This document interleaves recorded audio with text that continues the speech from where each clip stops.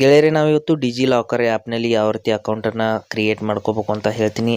ಏನೇನು ಡೀಟೇಲ್ಸ್ನ ಹಾಕಿ ನಾವು ಅಲ್ಲಿ ಲಾಗಿನ್ ಮಾಡ್ಕೋಬೇಕಾಗುತ್ತೆ, ಪ್ರೊಸೆಸ್ ಯಾವ ರೀತಿ ಇರುತ್ತೆ ಅನ್ನೋದನ್ನು ಸಂಪೂರ್ಣವಾಗಿ ವಿಡಿಯೋ ಸ್ಕಿಪ್ ಮಾಡಿದೆ ಕೊನೆವರೆಗೂ ನೋಡಿ. ಇಲ್ಲಿ ಆ್ಯಪ್ನ ಇನ್ಸ್ಟಾಲ್ ಮಾಡ್ಕೊಂಡಿದ್ದೀನಿ. ಓಪನ್ ಅಂತ ಕ್ಲಿಕ್ ಮಾಡ್ಕೊತೀನಿ. ಪ್ಲೇಸ್ಟೋರ್ನಲ್ಲಿ ಹೋಗಿ ಡಿಜಿ ಲಾಕರ್ ಅನ್ನೋಂಥ ಆ್ಯಪ್ನ ಇನ್ಸ್ಟಾಲ್ ಮಾಡ್ಕೊಂಡಿದ್ದೀನಿ. ನಂತರದಲ್ಲಿ ಈ ರೀತಿ ಓಪನ್ ಮಾಡ್ತಿರ್ಬೇಕಾದ್ರೆ ಮೊದಲು ಲ್ಯಾಂಗ್ವೇಜ್ನ ಇಂಗ್ಲೀಷನ್ನೇ ಬಿಡೋಣ. ಕಂಟಿನ್ಯೂ ಇನ್ ಇಂಗ್ಲೀಷ್ ಅಂತ ಕ್ಲಿಕ್ ಮಾಡ್ಕೊಳ್ಳೋಣ.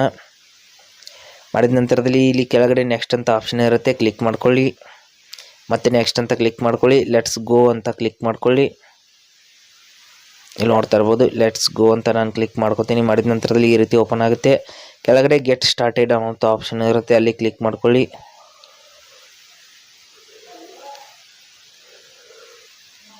ಪರ್ಮಿಷನ್ಸ್ಗೆ ಅಲೌ ಮಾಡಿದ ನಂತರದಲ್ಲಿ ಇಲ್ಲಿ ಕಂಟಿನ್ಯೂ ಅಂತ ಕ್ಲಿಕ್ ಮಾಡ್ಕೊಳ್ಳಿ.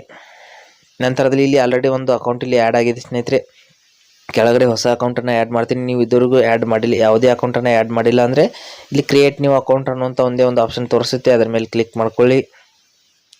ಮಾಡಿದ ನಂತರದಲ್ಲಿ ಇಲ್ಲಿ ನಮ್ಮ ಒಂದು ಫೋನ್ ನಂಬರ್ನ ಹಾಕಬೇಕಾಗುತ್ತೆ.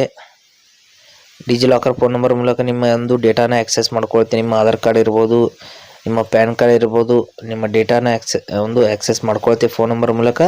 ಅದು ಎಲ್ಲ ಮಾಹಿತಿಯನ್ನು ತಗೊಳುತ್ತೆ. ನಂತರದಲ್ಲಿ ಫೋನ್ ನಂಬರ್ನ ಹಾಕಿದ ನಂತರದಲ್ಲಿ ಆಧಾರ್ ನಂಬರ್ನ ಹಾಕಿಬಿಟ್ಟು ವೆರಿಫೈ ಅಂತ ಕ್ಲಿಕ್ ಮಾಡ್ಕೋಬೇಕು.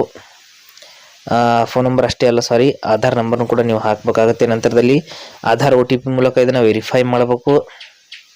ನೋಡ್ತಾ ಇರ್ಬೋದು, ಆಧಾರ್ OTP ಅನ್ನೋದು ರಿಸೀವ್ ಆಗುತ್ತೆ ಸ್ನೇಹಿತರೆ. 6 ಅಂಕೆಗಳ ಒಂದು ಆಧಾರ್ OTP ರಿಸೀವ್ ಆಗಿರುತ್ತೆ. ಅದರ ಮೂಲಕ ನಾವು ಇಲ್ಲಿ ವೆರಿಫೈ ಮಾಡಿದ ನಂತರದಲ್ಲಿ ಎಂಟರ್ 6 ಡಿಜಿಟ್ ಸೆಕ್ಯೂರಿಟಿ ಪಿನ್ನನ್ನು ಕ್ರಿಯೇಟ್ ಮಾಡ್ಕೋಬೇಕಾಗುತ್ತೆ.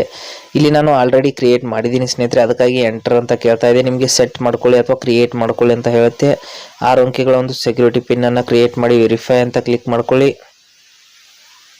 ಕ್ಲಿಕ್ ಮಾಡಿದ ತಕ್ಷಣದಲ್ಲಿ ನೋಡ್ತಾ ಇರ್ಬೋದು, ಮತ್ತೆ ನಾನು ಫೈನಲ್ ಆಗಿ ಪರ್ಮಿಷನ್ಸ್ಗೆ ಅಲೌ ಮಾಡ್ತೀನಿ. ಮಾಡಿದ ತಕ್ಷಣದಲ್ಲಿ ಆ್ಯಪ್ ಅನ್ನೋದು ಓಪನ್ ಆಗುತ್ತೆ. ಇಲ್ಲಿ ಎಲ್ಲ ಡಾಕ್ಯುಮೆಂಟ್ಗಳು ಬಂದಿರುತ್ತೆ, ನಿಮಗೆ ತೋರಿಸಿ ನೋಡಿ ಏನೇನು ಡಾಕ್ಯುಮೆಂಟ್ ಬಂದಿದೆ. ನನ್ನ ಆಧಾರ್ ಕಾರ್ಡ್ಗೆ ಲಿಂಕ್ ಇರುವಂಥ ಏನೇನು ಡಾಕ್ಯುಮೆಂಟ್ಗಳು ಇಲ್ಲಿ ನೇರವಾಗಿ ಬಂದಿದೆ ಅಂತ ಹೇಳ್ತೀನಿ. ಇಲ್ಲಿ ಕೆಳಗಡೆ ಇಶ್ಯೂಡ್ ಅಂತ ಒಂದು ಆಪ್ಷನ್ ಇರುತ್ತೆ, ಅಲ್ಲಿ ಕ್ಲಿಕ್ ಮಾಡ್ಕೋಬೇಕು. ಮಾಡಿದ ತಕ್ಷಣದಲ್ಲಿ ನೋಡ್ಬೋದು Aadhaar card, driving licence, PAN card, ನಂತರದಲ್ಲಿ RC ಕಾರ್ಡು ಇವೆಲ್ಲ ಡಾಕ್ಯುಮೆಂಟ್ಗಳು ಆಟೋಮೆಟಿಕ್ಕಾಗಿ ಬಂದಿವೆ.